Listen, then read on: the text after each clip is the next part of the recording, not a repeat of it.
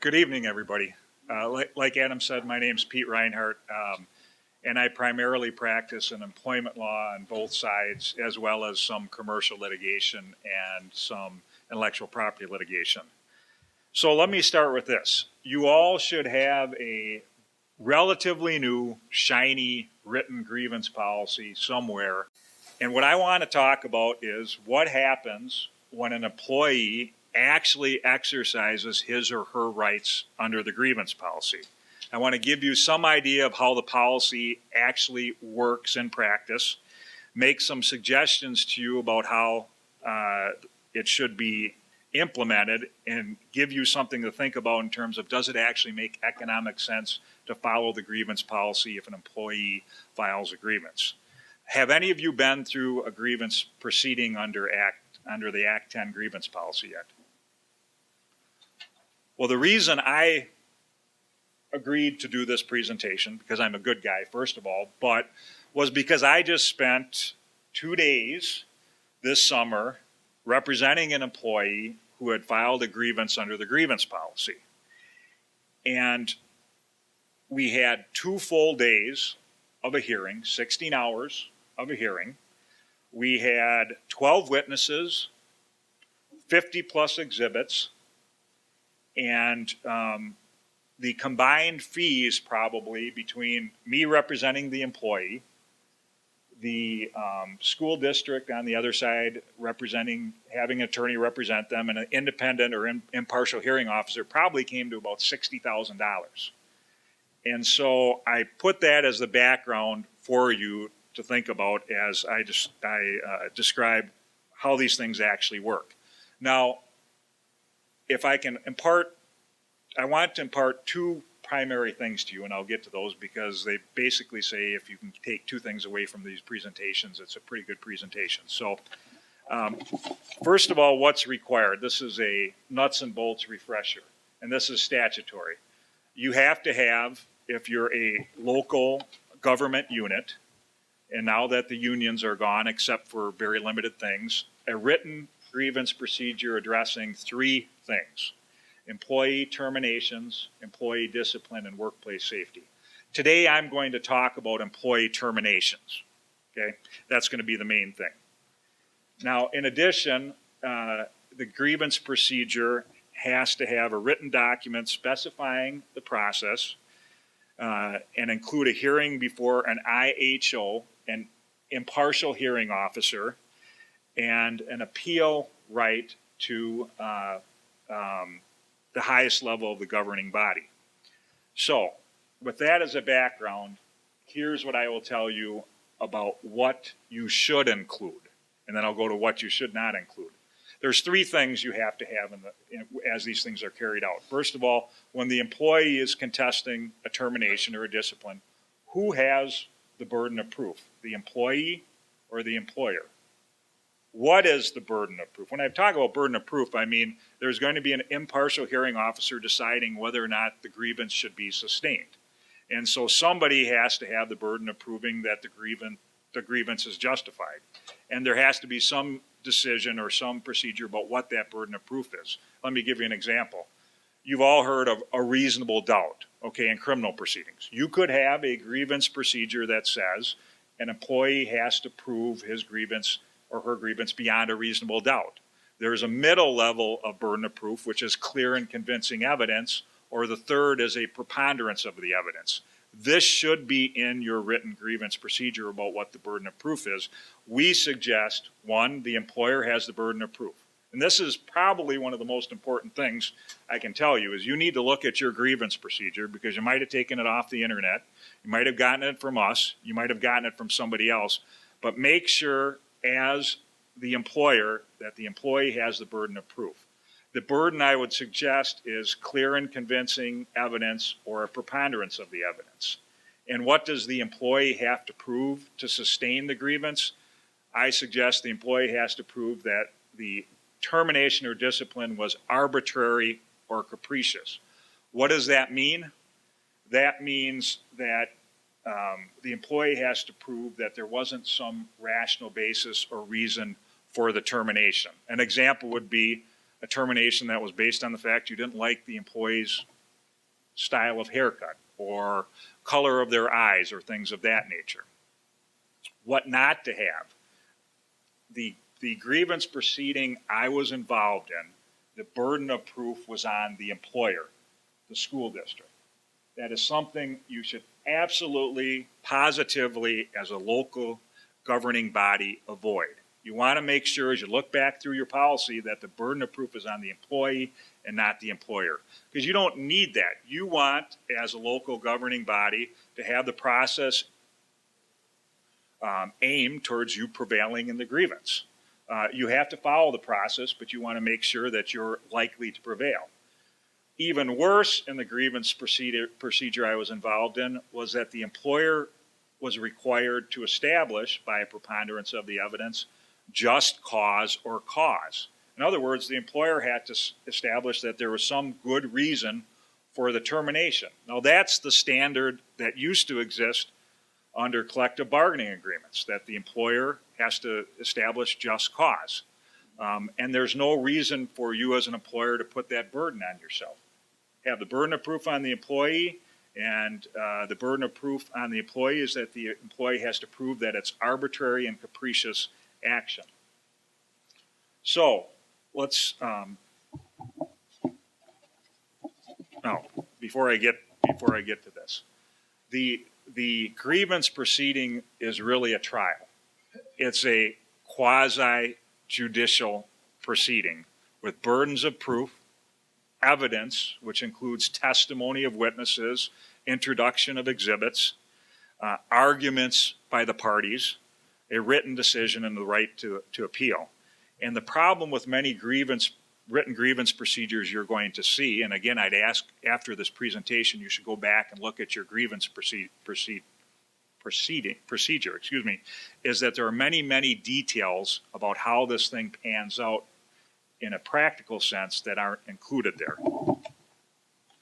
So the first thing that you have to have as you have the grievance procedure is, I have independent, the statutory language is impartial hearing officer, which is a judge. Somebody is going to make the decision about whether the grievant has sustained his or her burden of proof as to the nature of the termination or discipline.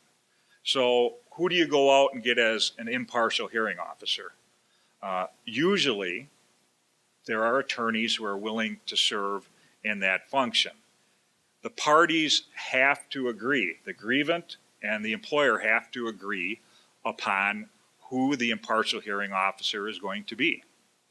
The problem is, and this gets to the economics of the grievance procedure, is you're going to have to pay that attorney who's going to act as the impartial hearing officer.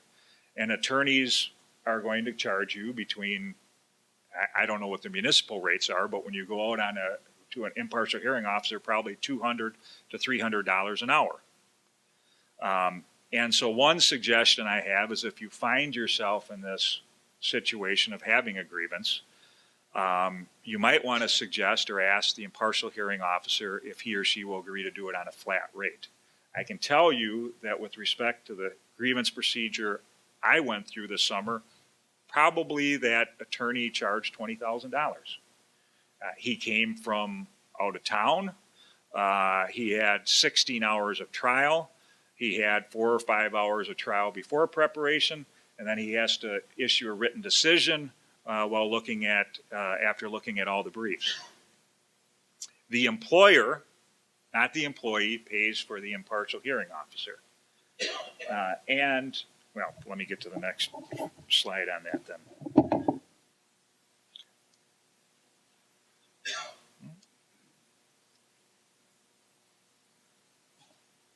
Well, let me stay on that slide, actually. So in addition to the issue of the impartial hearing officer, you, or as a local governing body, have to decide, are you going to have an attorney represent you, or are you going to have somebody internally represent you, like an HR person? You certainly don't have to have an attorney represent you as a municipality or as a school district, but there are clearly some advantages because this is a quasi-judicial proceeding.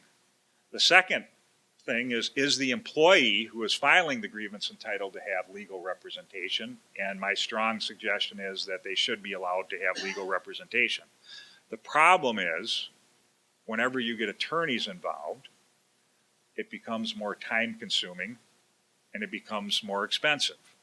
And that's just a practical issue. But likely you're going to have an attorney who is the impartial hearing officer, you're going to have an attorney representing the employer, and you're going to have an attorney representing the grievant. And what does that add up to? A time consuming, expensive mess.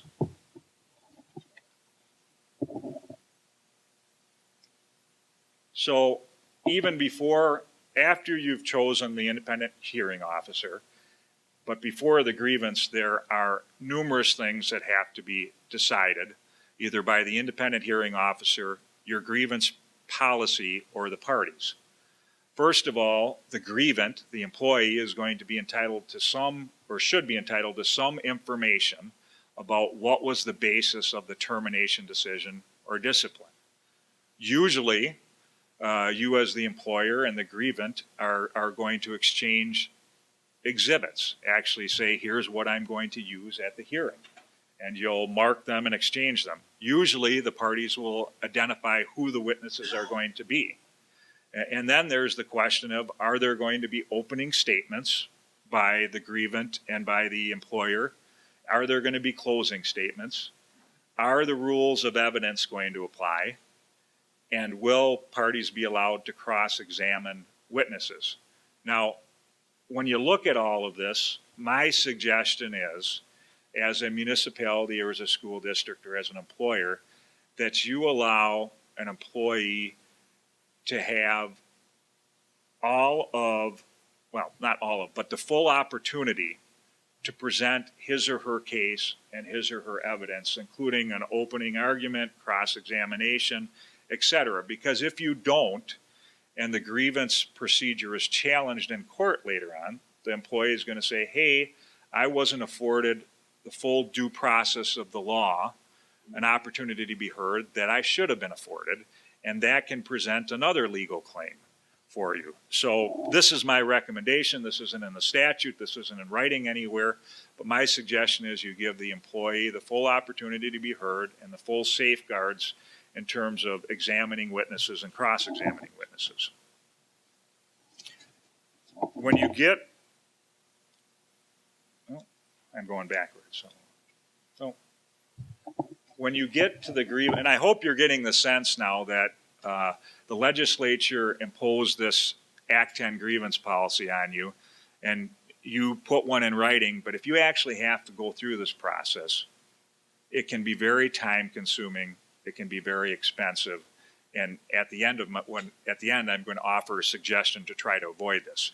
But the purpose of my presentation is to indicate to you that, hey, there's a lot in terms of the details of how these things actually pan out. If you have one, you need to have your heads up about that, and there are some things you can do perhaps to avoid it. So getting to the grievance proceeding itself, it should be recorded. You don't have to pay for a court reporter. A court reporter is somebody who comes in with their little machine and they take down all the testimony as it's taken. But you should have some record. And my suggestion is, at the very least, you bring a tape recorder or a CD and you record the proceedings. So if there's some question later on, you can go back to that record.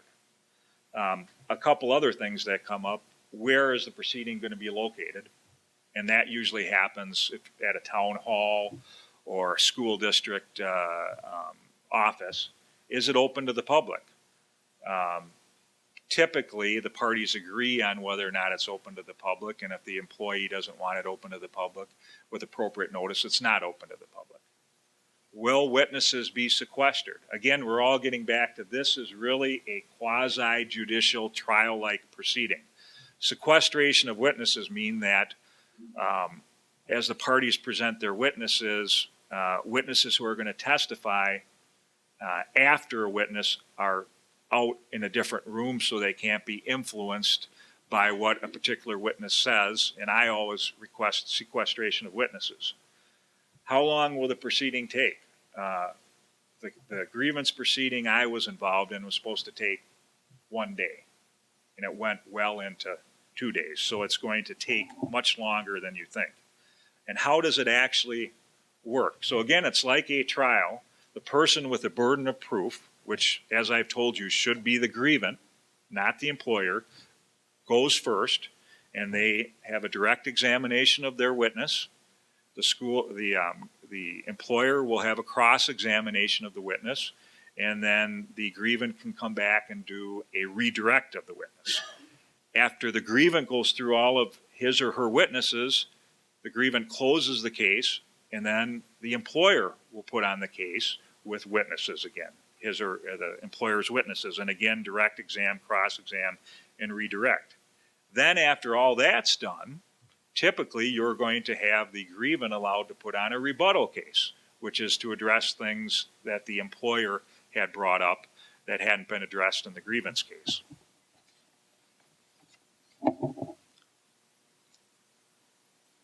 So that's the grievance actually proceeding. When evidence is closed, it's not all over yet. Then there's the question of how are closing arguments going to be handled? Are they going to be done at the hearing proceeding, or are there going to be written briefs? In the case I did, I think we had written briefs with a page limit of 40 pages. Again, you have some attorney writing a written brief, charging you a lot of money for the written briefs. So my suggestion is, if you go through this type of a proceeding, to actually have closing arguments that are made orally as opposed to in the written brief format. The ultimate thing that occurs is you're going to have a written decision issued by the impartial hearing officer, which will have proposed findings of fact. You need a written decision, and you should have proposed findings of fact, because the decision is subject to review by the highest governing body of the municipality or the school district, and you have to have some form of a record for that highest governing body to review in order to make the decision about whether or not it was properly, the decision was proper. Remember, I said in the beginning the statute requires an appeal to the highest governing body. So in the case of a town or a village, that's going to be a town or village board. And typically, what is required is a majority vote of the town or village board as to whether or not the decision of the impartial hearing officer should be upheld. But again, going back to the grievance policy, the written grievance policy, a town or a village or a city or a school district should have some things in that written grievance policy about what is the standard of review when the town board or the village board or the city council are deciding whether or not to uphold or affirm the impartial hearing officer's decision, because you can really shoot yourself in the foot. We suggest a great deference standard, giving great deference to the impartial hearing examiner's decision, because you don't want to have to do what's called a de novo review of the record, which means you as a town board or village board have to look at the entire record of the proceeding before the impartial hearing officer and pay that no deference. So our suggestion is that you use the great deference standard, and your grievance procedure, if it's well drafted, should have in there what the standard of review by the town board or the village board or the city council or the school district board is going to be.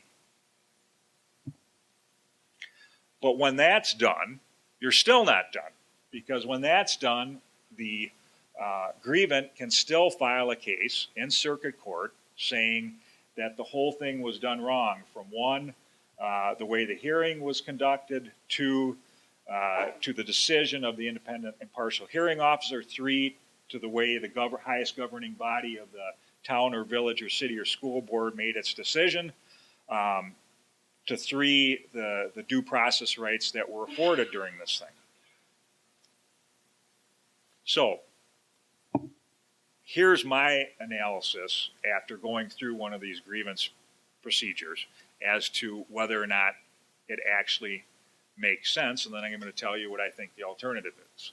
I was not overly enthused about how these things actually pan out. You know, it's fine in theory, in paper, according to the statute, that you give this the grievance policy. I think it was intended to be a concise, short process that wasn't going to be overly burdensome on a governmental entity. But the way it's actually going to happen, if it's done right and you have competent people assisting you in the process, I just went through, and that's anything but easy and quick and not time consuming and inexpensive. Because, as I said, one, you're going to have your time. You're going to be garnering, you're going to be getting together witnesses, you're going to be spending management time, you're going to be working with an attorney to get prepared for this grievance proceeding. Two, as a city or town or village or school district, you have to pay the impartial hearing officer. And then you're probably going to have to pay your own attorney. And I can tell you, you're looking at, even if you have a 1 day or a half day, you're probably looking at $10,000 to $15,000 to pay the independent hearing officer and pay the attorney. And I think that's on the conservative side. And that's without having any certainty. You don't know what the impartial hearing officer is going to do. That's why they're called impartial hearing officers. They're there to not have any bias either way. Now, if you did what I suggested early on, which is look at your grievance procedure and make sure that the employee has the burden of proof, and make sure that the burden of proof is for the employee to prove that the action was arbitrary or capricious, rather than the employee being able to establish, rather than the employer having to establish that there was a good reason for the action, you're likely to prevail. But that's why, again, you need to go back and look at that grievance procedure. Third, you may get through the grievance procedure and you may prevail, but that doesn't mean that the employee can't sue you for other claims. For instance, the employee can still say, hey, okay, I lost this, but you engaged in disability discrimination, or you engaged in age discrimination, or sexual harassment or gender discrimination, or fired me in retaliation for wage and hour violations. And you could end up going through a whole nother proceeding before the Equal Rights Division for the state of Wisconsin, or in state and federal court, to deal with those issues. So what is my suggestion after going through this process? I think it makes a lot of sense, before you get into the time-consuming and potentially expensive grievance process. Well, first of all, you want to treat the employee fairly so they're not upset with you.